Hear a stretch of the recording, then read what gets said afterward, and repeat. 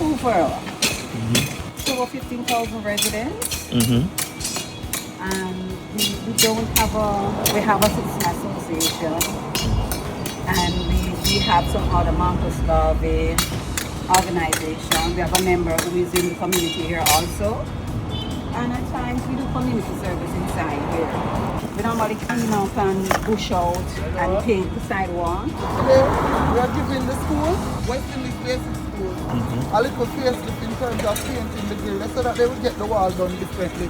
So we are doing the grill, and as you can see I'm trying to bush around the wall so them have a real nice to come into school on Tuesday. From everybody you have to keep the community good and thing. So let's try to chop out some bush and paint, whitewash the place and know so yeah. The next time you have drive past it's supposed to look like that. Yeah?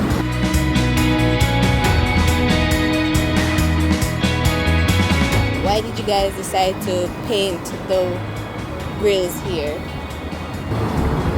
We are guided by the engineering department of the Jamaican first. As the area in which we concentrate on.